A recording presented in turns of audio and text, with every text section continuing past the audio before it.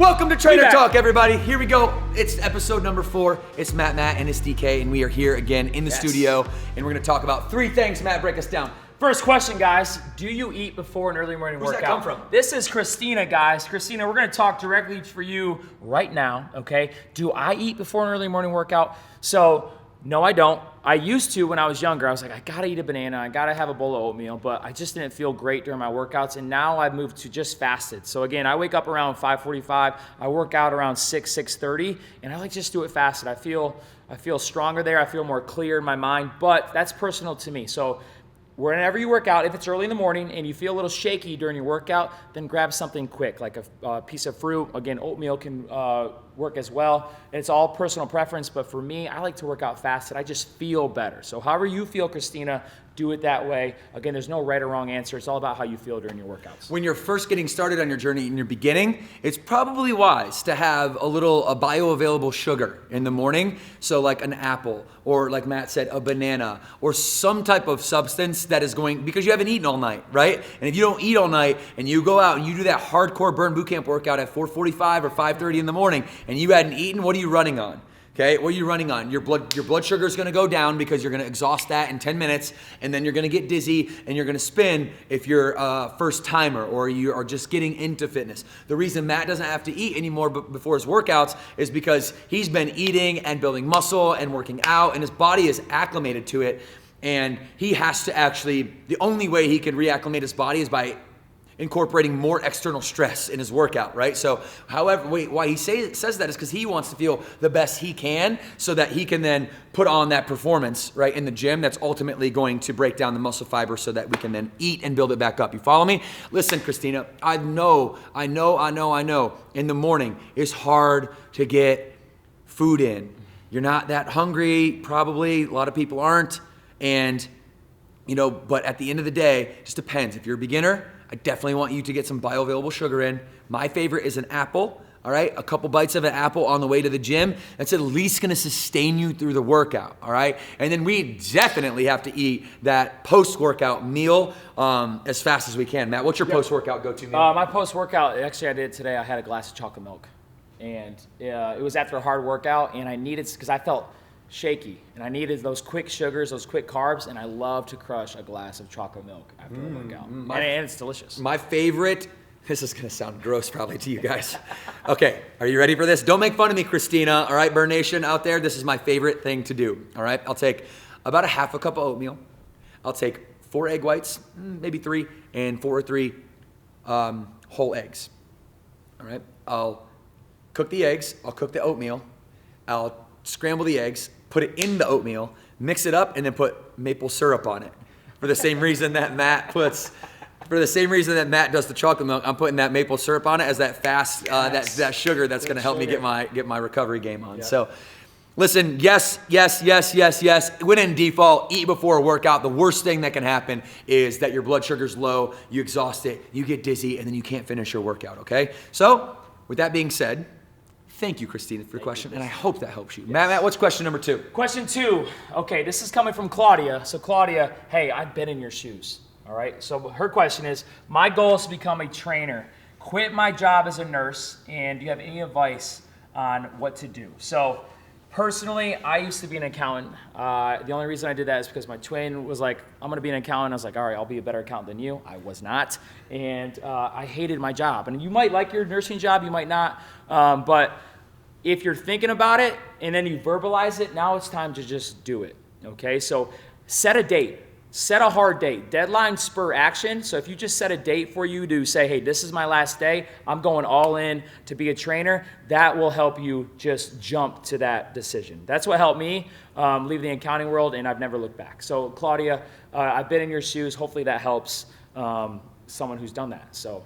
And the scary thing, Claudia, about jumping off the ledge is that you're not quite sure if you have a parachute on, right? You're not quite sure if it's going to work out for you. And I empathize with that, and I understand that. Although I have a tendency, because this is my personality, is to just whatever you wake up and whatever you would do if you never got paid in your entire life, like you didn't get paid for it, whatever that is, just run at that hard and fast. That's my mentality. But I also understand that you have a family, and then you have a mortgage, and then you have a lot of things going on in your life. And so what the great thing about training is you can actually do both things simultaneously, because training is a unique art in which we are the opposite of everyone else's schedule. And I know as a nurse, depending if you have 12s or you have 24s or you have, multiple days in a row, that I know that there is some unique schedule that you're going to be able to fit some camps into, so fit some training into. All right. So if you're a less risk adverse person and you don't want to, let's say, take an unnecessarily dangerous risk, because I think that's also a good philosophy to live by, then you can start doing both things simultaneously, okay? Which if you want it, you're gonna really prove to yourself how bad you want it in that time, because now you're gonna be working harder, okay? And without hard work and effort, you're not gonna be successful in the training industry, because it is physical, mental, emotional toughness that is required to be great in this industry, okay? So I want you to listen to the following advice. If you don't need the money from your nursing job to pay your bills, then you need to run toward that failure and that fear as fast as you can, because that is the sign that you're not doing what you love. And listen, Claudia, you have to do what you love. We get one at bat, one swing. I'm a baseball guy. I got a lot of metaphors. You get one at bat in life, and you want to take that at bat, okay, doing what you love. Doing what you love. If you love nursing and you just don't like the schedule, then you need to identify that, okay? If you just all around don't like your job and it's driving you insane to be there every single day and you're not having any fun at all, then what's the downside to leaving? The only downside is that you might need the job, okay? You might need the job. Well, there's plenty of jobs out there. There's plenty of jobs, all right? And we'd love to have you, Claudia, train to come burn. Claudia. That's what we love. We love seeing members people go from prospects to members to trainers to franchise partners to multi-unit franchise partners, and that is the hierarchy here at Burn Bootcamp. So if you want to join us as a franchise partner to Claudia, there's always that. If you've saved up enough money to invest into your own business. New move alert! New move alert! We need a siren. We need a siren. Okay, somebody in the description, in the comments below. Like Google for us, because Matt and I are busy guys. Google for us like a cool siren that we could use for the new move alert. What's those horns? How those horns go? Let's hear it. It's a terrible impression. I'm sorry. I have a deep, raspy voice. I probably have polyps on my throat from training. So okay, new move alert, guys. We did this a couple weeks ago, and from all the messages I got, from all the Instagram message I got, people love this. This is a foam roller hack squat. Why the foam roller? All right, it's natural, it's stable for you, and I can lift a lot of weight with my legs. So the key thing with this new move alert, the foam roller hack squat, is where you place the foam roller first. It's got to be placed in your lower back. You obviously don't want it on your mid, your upper back, by your neck. It's got to be here for a reason, and I'm going to show you. To get into this easy is you got one dumbbell on each side. Notice they're standing up. That way I can just squat down. I got my hands on the handles. I turn them horizontally, and then I'm into it. Okay, as you notice, as I squat down, the dumbbells are just gonna hang. The foam roller is gonna roll up. That's why you don't want it to start high. And then as you stand, it rolls down. Okay, so again, you're pushing throughout your entire foot. Again, my chest is forward, eyes forward, and this is quad city right here. Your quad's gonna light up like a Christmas tree. And the best thing about it, when you're done, all you do is drop the weight, leave the foam roller more gracefully than I just did, and it is money. So I want to show them one thing for beginners, Matt. Yeah. Okay. How about you get into this again? Okay. So how many times, y'all, have you seen someone in the gym, or you've just in general been observing someone squat, and when they squat, what kind of happens is that they aren't getting low, their hip flexors are real tight. Okay, they're bending over at the waist, they're squatting here. Or they're squatting forward with their knees because there's not a whole lot of dorsiflexion in the ankles. What we need to do with those beginners, and this is, by the way, we are personal trainers in a group setting. Yes. Okay, personal trainers in a group setting. And that's going to allow me to have the knowledge to say, hey, Matt, that squat today, it's not that you can't do it. Listen to this one, everybody.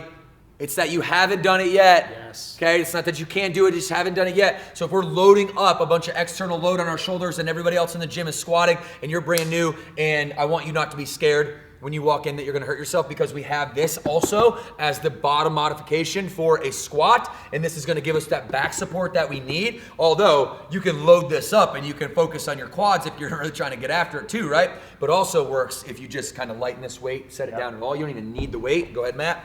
Okay, and what we're gonna do is just go nice and controlled down and hold a little isometric pulse right there at the bottom and have them come back up, okay? In the OPT model, okay, what we follow, our modification tier at Burn Bootcamp is gonna start us off in what's called endurance stability, okay? Endurance stabilization. I want Matt to be able to get down and hold this for as long as he can until his knees stay still. What happens when most people go down to squat in this movement, their valgus in or they're protruding out like this, okay? We want those knees to stay nice and solid, and then he's gonna come back up, all right? And we're gonna start time under tension. Think about this. We want those muscles to be holding in a fixed position, and then we want to create tension in that proper form, in that fixed position, so that, get back down there, boy. My quads are already shaking. So that we can get your quads shaking. Because what that is a response by your central nervous system to say, okay, I get it. Okay, now go up. Okay, so have no fear. The modification game is here. Oh, put it on a t-shirt. I love it. Okay. We're going to our last question of the day. All right, our last question of the day. It's from Heather. And this one comes from Heather. Heather is from... Where's Heather from? Grand Rapids, Michigan. She's from Grand Rapids, Michigan. Shout out, Heather! My home state, our home state. Yes. Let's go! All right, Heather, how do you stay positive on impossible days? Man, that's such a great question. As soon as I saw this one, I'm like, man, we have to talk about this, Matt, because is every day good? No. Motivation's high, motivation's low. It ain't rainbows and unicorns. It ain't rainbows and unicorns. I wrote about this in Stop Starting Over. There's motivation and there's demotivation. And if you look at like a graph, okay, you're gonna go up that way, or you're gonna stay flat, or you're gonna go down. There's one of three directions that you can go. When you're motivated, you gain a lot of progress and you go up. And you get a little bit demotivated, okay, and you go down. All right, and then you get a little bit more motivated and you go up, and then you get a little bit more demotivated, go down, and that pattern happens over time. And when you have a purpose out in front of you, you're gonna go up. You're gonna go up. If you don't have a purpose, if you don't have anything to work toward, a North Star, then you're never going to run the cycle of linear progression in your motivation, all right? What's gonna happen to you is you're just gonna wander around aimlessly, and sometimes you're gonna get sick of how you are and what's going on and how you feel, and you're gonna get motivated and you're gonna go up, and then when you get motivated, go right back down. Get motivated, go up, right back down. That's called commonly yo-yo dieting, right? Or in fitness, we call it hopping. You're gonna hop from place to place to place to place to place with no commitment. Okay, and that's the worst place you can be in. Not just in fitness though, but in any point of your life.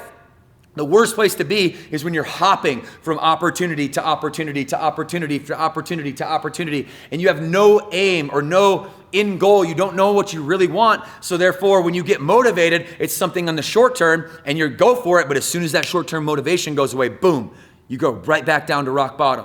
And then you don't want to go below rock bottom because you're a motivated individual and you got goals and you got dreams. So rock bottom's really painful. And it's more painful than having, to put the candy down, right? So then you get motivated, you start training, you go back up. And then the third scenario is when you start training and you get some momentum and you completely stop. And then you just plummet, okay, all the way down. And then you get a little bit more motivated, but you completely stop for years on end, and then you're going to plummet further and further and down into this physical and emotional recession. So Heather, let me give you the punchline so that you understand this, so it can really hit a trigger for you. Impossible days, okay? Impossible days, the ones that feel impossible, those are the days where you're the least motivated. Now the trick is, how can you shorten what we call the refractory period of that motivation in the moment? And the best thing you can do is, like I said, have a purpose, but oftentimes that's not enough because you've never really experienced the purpose. You can visualize it, you can think about it, you can manifest it, you can go toward it, but here's the missing piece for most people. Matt, you ready for this? Heather, you ready for this? Bird Nation, you guys ready? The missing piece for this. Okay, the missing piece is, what are you running from? What are you running from? You need to be running from something that you've already experienced that there's no way in hell you're going back to that experience of life or that environment, right? And then there's a constant level of demotivation or motivation no matter what scenario that you're in. So you need something to pull you forward. You need something to push you from behind, right? And then you need the toolkit on a daily basis, right? To shorten the refractory periods on the impossible days, because they will happen. And the impossible days are times 2 or times 3 over the possible days, over the days where you're strong and powerful and you feel motivated and capable. And then those days where you don't feel so motivated, you don't feel so capable, you don't feel so fired up. What's the purpose of it all? What is this life? Is anything I'm really doing making a difference? Is anything I'm really doing moving the needle for me? I'm just gonna go eat that because life is tough right now. Shorten that. Shorten that. How do you do that? Talk about your 5 friends, your circle. So 2 things I really do, and again, I have bad days. And if my wife is watching this, she knows those bad days sometimes last 2, 3, 4, 5 days. So the 2 things I do is we live in a social media world. Unfollow the people that don't bring you any positive thoughts. So if you got people on Facebook, if you got people on Instagram, and if in those posts, that content that they're producing isn't positive for you, don't absorb that content. And the other thing in real life is stay away from energy suckers. Stay away from the people that, even though their candle's lit out, they want to put out someone else's candle. All right? So stay away from the people that suck energy away from you. Find the people that are positive all the time and spend more time with those people in your real life. Okay? So stay away from bad social media content, and then in real life, find those 5 friends that really lift you up and they don't break you down. I love that. Like, you guys hear this all the time, right? Heather, you hear you are a byproduct of the people closest to you, the 5. If you look at your 5 friends right now, I want you guys to write this down. If you look at your 5 friends and you had to say these people are motivated or demotivated, just choose one. How many of those 5 friends would you say are demotivated? Or you could think about it another way. Look at your 5 friends and say, do I want to be like them? Is the 5 friends that I have around me that I am closest with, do I want to be like them? Or are they crabs in the bucket pulling you down, right? Like Matt said, their candle's out, so now they want to put out other people's candle. Or you've heard the metaphor, don't be the building that tries to tear down the other buildings to have the tallest building. Just build the tallest building. And the way you do that isn't by yourself. The way you do that is with your best friends. Okay, and that's, I think, what has made Burn so successful is we're taking individuals who have maybe used to experience a team culture and atmosphere, who had positive influence around them, or they never have ever. And we're incorporating them into an experience, an environment that the field of study is called epigenetics, where their environment is actually having an impact on their psychology and their physiology. And it changes them as a person. It changes the neurocircuits that are firing for positivity and motivation, and for demotivation and for negativity. And we also have mirror neurons. So when I'm around Matt, I am a direct reflection of Matt, and there's nothing I can do about it. Watch this. See that? I didn't tell him to nod his head. As soon as I started nodding my head, he started nodding his head. We have mirror neurons. Okay, so not only is this like this esoteric, like surround yourself with like your best, the people that like lift you up, don't like break you down. Yeah, I get it, but this is science. This is rooted in human psychology and human behavior. That if you can literally look at the average salary of your 5 friends that are closest to you, and you'll be right in the middle. That's why I'm trying to hang out with. That's why I hang out with Devan. Billionaires. That's why I try to hang out. That's why I love flying down to Jupiter, Florida, and hanging out with the founders of Planet Fitness for a day to learn, to get through what they are trying to preach to me, right? Because how you spend your time in your environment is going to be the quality of your life. And that's so, so, so important, okay? So how do you stay positive on impossible days? Those things right there. But if none of that is available to you in the moment, is it? It might not be. Maybe you can unfollow some people on social media, but the things that if you did read it, the stuff that kind of they said sticks with you, doesn't it? Yeah. What's the one thing that you could do every single day that's going to create confidence, no matter what your circumstances are? And our advice Number one piece of advice, if you're feeling like your day's impossible, get to the gym, train hard.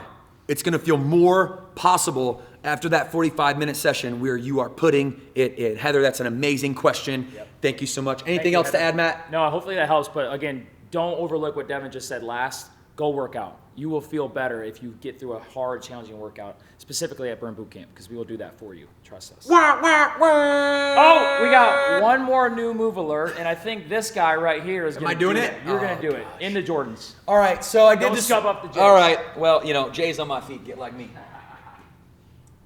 So I'm gonna have to just contemplate this one for a second, because this is what we just got done doing at the 8 a.m. camp. It's Burn University week, by the way, for all of my Burn Nation people out there. If you're not from Burn Nation, welcome. Did you know we're a franchise? We do every month we do Burn University, where our new franchise locations are either training or our existing ones are retraining, and they're coming in here to headquarters to hang out with Matt, myself, the HQ team, and right now we are in Burn University season 59. Oh 59. We've been doing this out here. I was 12. Yeah, I was you were Burn 12. University 12. We're at 59 already. I was here when we were at 0, when we had none of them. So Matt and I have really enjoyed not only creating Trainer Talk with you, because so many of our Burn members have been asking us these questions, and we're happy to give you answers. But we also want this to spread outside of the Burn Bootcamp protocol, because the Burn Boot...